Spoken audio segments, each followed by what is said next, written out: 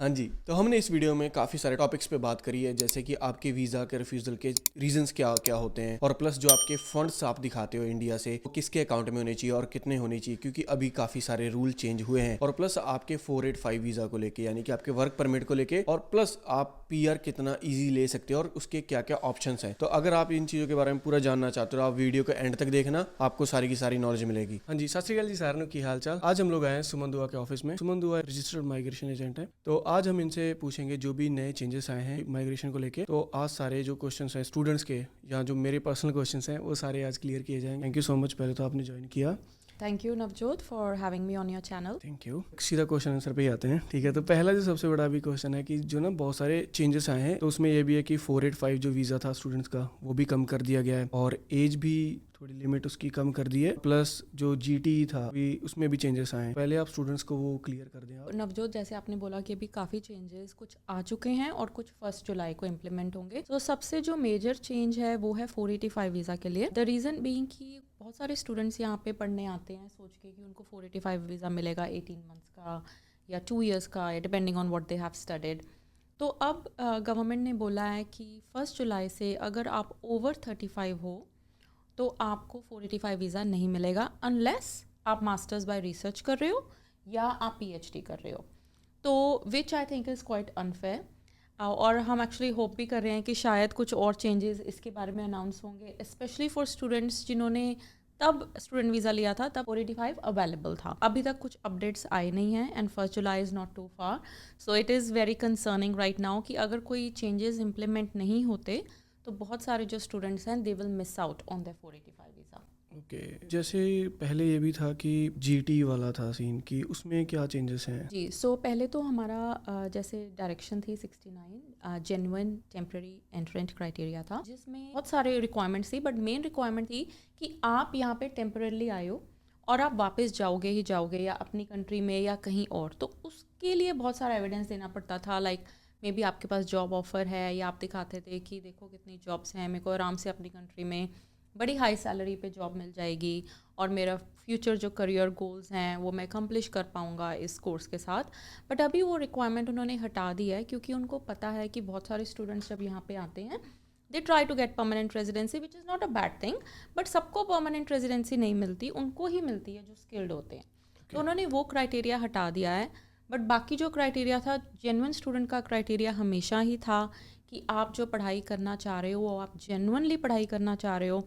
For example जैसे हम देखते हैं कई बारी डिप्लोमा में वीज़ा नहीं लगता, हाँ जी। या किसी ने पहले बैचलर की होती है वो डिप्लोमा करते हैं तो you know it's not a course progression, तो तब वीज़ा नहीं लगता। या बैचलर्स की हुई है दोबारा बैचलर्स कर रहे हैं, they want to see you progressing in your studies and it should match with your career goals और जो आपके पास्ट जो एकेडमिक है। तो तभी आप देखते हो जब स्टूडेंट्स आते हैं जिन्होंने कॉमर्स की है वो अकाउंटिंग में आते हैं हाँ जी। ताकि उनका वीज़ा लग जाए। ओके, कि ये भी था कि अभी बहुत सारे स्टूडेंट्स हैं, मैं भी पर्सनली काफ़ी लोगों को जानता हूँ कि उन्होंने ना जैसे डिग्री में आए थे, तो जैसे काफ़ी लोग आगे से ज्ञान दे रहे थे, जैसे मेरे जानने वाले कोई भी अगर थोड़ा बहुत भी स्टूडेंट है तो वो लोगों को बता देता भाई इसमें पीआर नहीं है, आप ना कोर्स चेंज कर लो, आप ना सिविल कंस्ट्रक्शन में चले जाओ या कुछ भी है। तो मेरे खुद के जान पहचान के हैं 3-4 लोग जिनका ना रिफ्यूज़ल आ गया है। चलो ठीक है, उनके पास पुराना वीज़ा तो है जो मास्टर्स में है, तो अभी उनके पास क्या ऑप्शंस हैं आपके हिसाब से? हाँ, तो आप मेरे को बोल रहे हो कि मास्टर्स में आए और उन्होंने कोर्स ले लिया डिप्लोमा या एडवांस डिप्लोमा का, क्योंकि वो कोर्स के प्रोस्पेक्ट्स जैसे आप बोल रहे हो कि बेटर है, मे बी उसमें पीआर है, उन्होंने वीज़ा ट्राई किया, डिपार्टमेंट ने उनको वीज़ा नहीं दिया। That is again the same reason, they don't meet the genuine student criteria,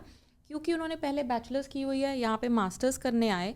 तो एकदम ऐसा क्या हो गया डिपार्टमेंट थिंग्स कि आपको आके अब मास्टर्स नहीं करनी, क्योंकि पहले तो आपने बहुत बड़ी एसओपी लिखी कि हमें मास्टर्स ही करनी है, that's how it matches with my future goals, और जब आप ऑस्ट्रेलिया में आके तब आपका माइंड कैसे चेंज हो गया कि आप वो कर रहे हो। तो इन केसेस में आते हैं visas, but then it has to be all genuine. Let's say same case the applicant has done engineering in the past also, और यहाँ पे उसको civil construction as a drafts person job मिल गई है या इंटर्नशिप मिल गई है, तब उन्होंने कोर्स वो ज्वाइन किया है। That makes so much sense, क्योंकि उनको अपनी जॉब के लिए वो कोर्स चाहिए। तो उन केसेस में of course the visa will come through, the student is meeting the genuine student criteria, but just the fact कि the course is in the PR list that will not get the visa. Okay, तो अभी एक change वो भी हुआ है कि student की ना जैसे आइल्स के बैंड की रिक्वायरमेंट बढ़ गई है, और जो हम लोग फंड्स दिखाते थे उनकी भी रिक्वायरमेंट बढ़ गई है, उसका क्या सीन है? जी नवजोत, सो आपको पता है इन्फ्लेशन इज़ क्वाइट हाई। हाँ जी। ऑब्वियसली अब जो स्टूडेंट्स आते हैं they are living in Australia, so they have to see how things are going, you know सब कुछ एक्सपेंसिव हो गया है, rental market you know how it is, rents इतने हाई हो गए हैं, ग्रोसरीज सो हाई। तो ऑफ कोर्स अगर इन्फ्लेशन होती है जो फंड्स रिक्वायरमेंट है वो ज़्यादा हो जाएगी। They want to make sure कि कोई यहाँ पे स्टूडेंट्स आते हैं वो स्ट्रगल ना करें, उनके पास इनफ फंड्स हों और उनको पता हो पहले से ही कि इतना हमारा लिविंग का खर्चा है। क्योंकि बहुत सारे स्टूडेंट्स ऐसे भी हैं जो सिर्फ यहाँ पढ़ाई करने आते हैं, फंड्स उनके ओवरसीज से ही आते हैं, so they want to make sure कि उनके पेरेंट्स आर अवेयर कि अगर आप अपने बच्चों को ऑस्ट्रेलिया में भेज रहे हो तो you looking at about $29,000, 29,000 plus जो है वो सिर्फ लिविंग एक्सपेंसेस है, आपका रेंटल हो गया और खाने पीने का हो गया। उस हिसाब से ऑफ कोर्स जब उन्होंने देखा कि living expenses are getting higher, so it's not fair कि वो स्टूडेंट वीजा के लिविंग एक्सपेंसेस इंक्रीज ना करें, तो based on that they have increased it. अभी जैसे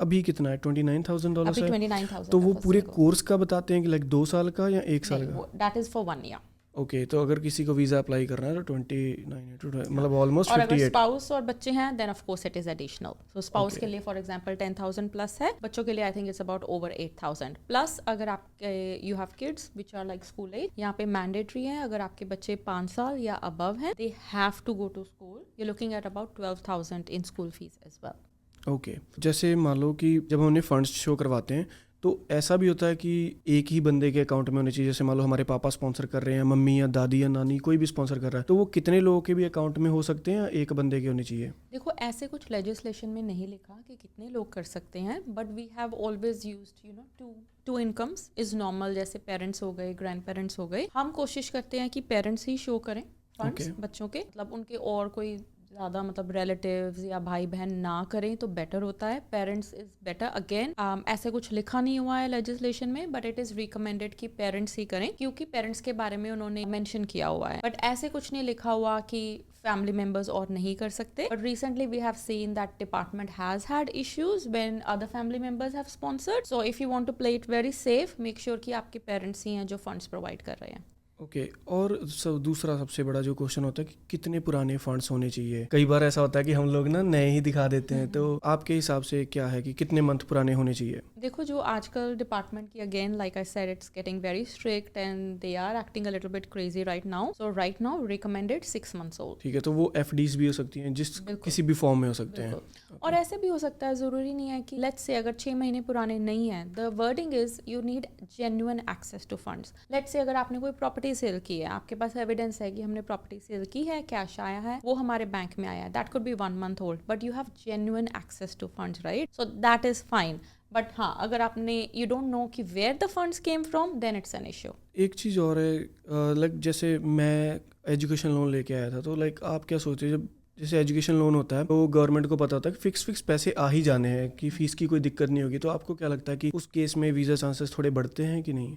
एजुकेशन लोन या कोई problem in lot of visa success अगर एजुकेशन लोन भी है क्योंकि it's a government document, so that's fine as well. तो जैसे काफ़ी बच्चे जो मेरे से पहले आए थे, मेरे टाइम पे आए, तो कुछ बच्चों के पास तो है 5 साल का टीआर, कुछ बच्चों के पास है 3 साल का, और किसी बच्चे के पास है 2 साल का, जिनका भी जैसे खत्म हो रहा है वीज़ा, है ना, किसी भी स्ट्रीम में कुछ भी कर रहे हैं, अगर मान लो उनके पास जॉब भी है, कुछ ही टाइम बचा है और उनके पास कोई भी ऐसे प्रॉपर वीज़ा इन्विटेशन नहीं है 491 या 190 का, तो उनके पास क्या ऑप्शन होते हैं? कोई भी केस होता है when you are on a 485 visa, you know आप किसी भी प्रोफेशनल के पास जाओगे या जो भी आपको फ्रेंड से भी एडवाइस मिलेगा, the advice is work in your nominated occupation.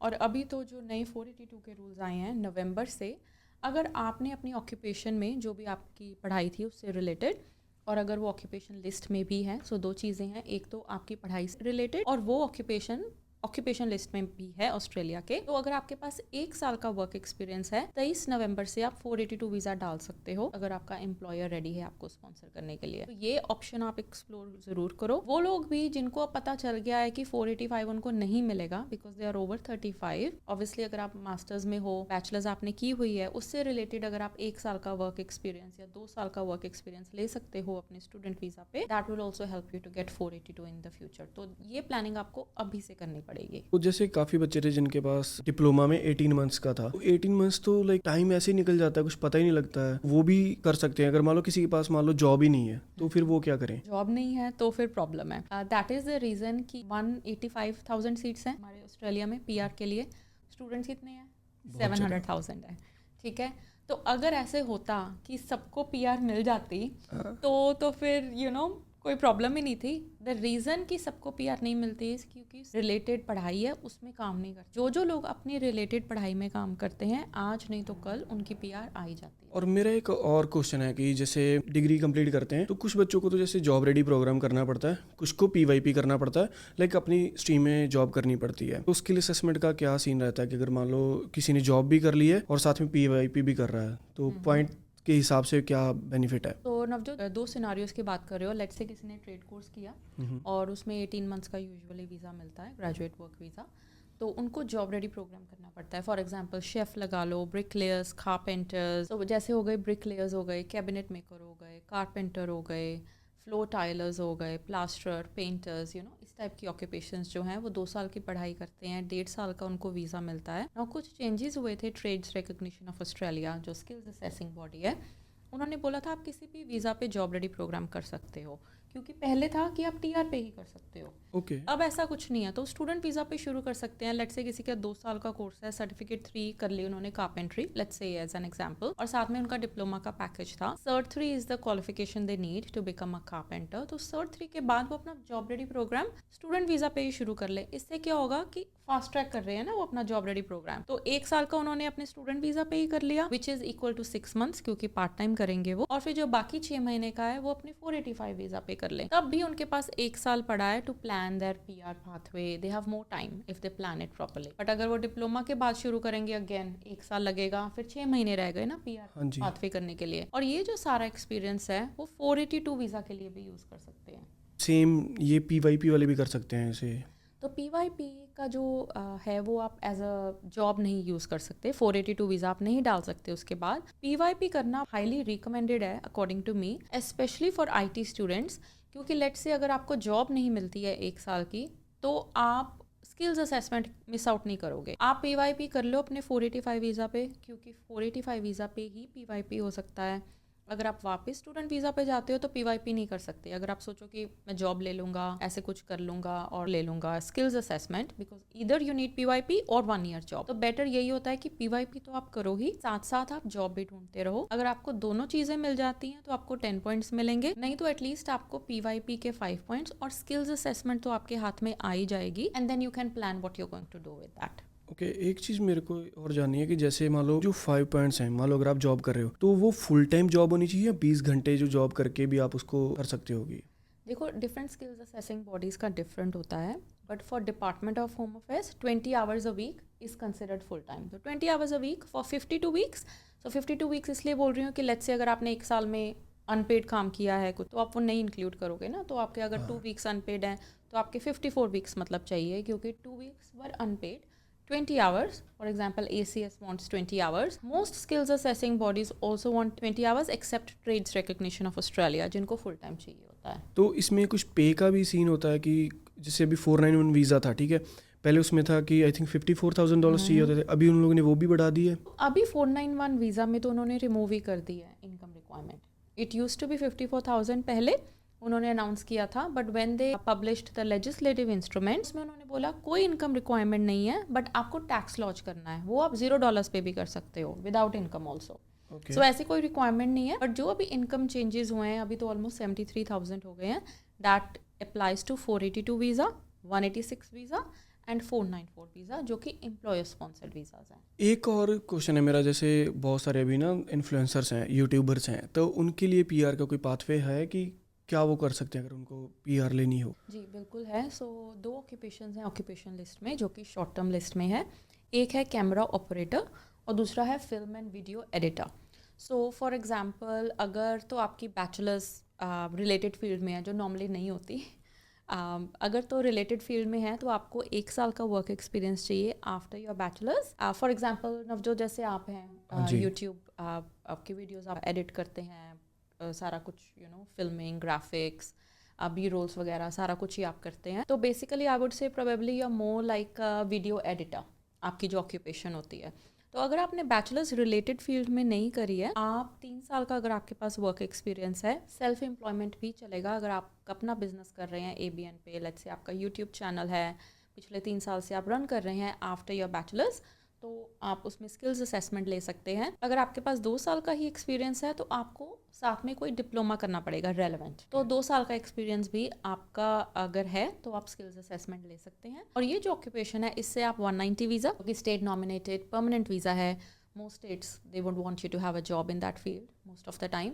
190 visa है। 491 जो रीजनल पॉइंट्स टेस्टेड वीज़ा है वो आप ट्राई कर सकते हैं। 482 वीज़ा जो एम्प्लॉयर स्पॉन्सर्ड वीज़ा है, अगर आपके पास कोई एम्प्लॉयर है जो आपको रेडी है स्पॉन्सर करने के लिए, 482 वीज़ा आप कर सकते हैं। 482 वीज़ा पे जब आप 2 साल काम कर लेंगे, आपको आगे 186 परमानेंट वीज़ा, अगर आपका एम्प्लॉयर रेडी है आपको रीस्पॉन्सर करने के लिए, रीनॉमिनेट करने के लिए फॉर दैट वीज़ा, आगे 2 साल के बाद 186 परमानेंट वीज़ा भी लॉन्च कर सकते हैं। तो अगर आप इस फील्ड में हैं, you do have plenty of options, but you just need to take the right advice. Thank you. तो मेरे इतने ही सारे क्वेश्चंस थे। बाकी अगर आप अपनी तरफ से कुछ ऐड करना चाहें स्टूडेंट्स के लिए बस मैं यही बोलूँगी कि I know it is a very tough time when we look at the migration right now, जो भी अभी चेंजेस हो रहे हैं, but this is normal in Australia. आप यहाँ पे हैं कुछ सालों से तो आपको पता है कि चेंजेस होते रहते हैं, बट आपको ये ध्यान रखना है कि अगर चेंजेस कुछ हो रहे हैं आप तभी साथ के साथ अपनी स्ट्रैटेजी भी चेंज कर दीजिए। अगर आपकी इंटेंशन है यहाँ पे परमानेंट रेजिडेंसी लेने के लिए, अगर आप यहाँ पे just you are here to study something, go back to your country, not too much to worry about. But if you are here to stay permanently, make sure कि जैसे ही कुछ changes आते हैं आप अपना एडवाइस लें किसी प्रोफेशनल से और उस हिसाब से आप अपनी स्ट्रैटेजी चेंज कर दें। और नवजोत, मैं आपके व्यूअर्स को बताना चाहूँगी कि हम एक सेमिनार कर रहे हैं 12 जुलाई ब्रिस्बेन CBD में, एडिलेड स्ट्रीट। सारी इन्फॉर्मेशन हमारी वेबसाइट और हमारे सोशल मीडिया चैनल्स पे भी अवेलेबल होगी probably with in this week. तो अगर आप एम्प्लॉयर स्पॉन्सर्ड वीज़ा में इंटरेस्टेड हैं या आपके एम्प्लॉयर्स हैं, थोड़ी सी इन्फॉर्मेशन लेना चाहते हैं इस वीज़ाज़ के बारे में, क्योंकि उसमें भी कुछ चेंजेस आ रहे हैं वेरी सून, तो आप इस सेमिनार को आप फेस टू फेस अटेंड कर सकते हो। We will be available to answer any questions that you have. Thank you so much, आपने ज्वाइन किया तो Thank you. Thank you. तो जैसा कि मैंने वीडियो की स्टार्टिंग में बोला था कि आपको सारी की सारी नॉलेज मिल जाएगी, तो आपको नॉलेज मिल चुकी है, ठीक है। तो अब अगर आप कोई भी फाइल या कुछ भी आप अपना प्रोसेस करवाना चाहते हो अपने वीज़ा को लेके, 485 को लेके, या और भी कोई जानकारी चाहते हो तो आप सुमन दुआ से कांटेक्ट कर सकते हैं। मैं नीचे डिस्क्रिप्शन में लिंक दे दूंगा, उनकी सारी डिटेल्स आपको मिल जाएंगी, आप उनसे कॉन्टैक्ट कर सकते हैं। तो थैंक यू वीडियो देखने के लिए, और चैनल कर दो सब्सक्राइब। जब आप चैनल को सब्सक्राइब करते हो हमारे सब्सक्राइबर काउंट बढ़ता है ना, तो हमको भी मोटिवेशन मिलती है ऐसे वीडियोज़ बनाने की, जिससे कि आपके सारे क्वेश्चंस के आपको आंसर मिल जाते हैं। और अगर आपके और भी कोई क्वेश्चंस हैं तो आप कमेंट में लिख दें, मैं ट्राई करूंगा एक अगली वीडियो बनाने की भी।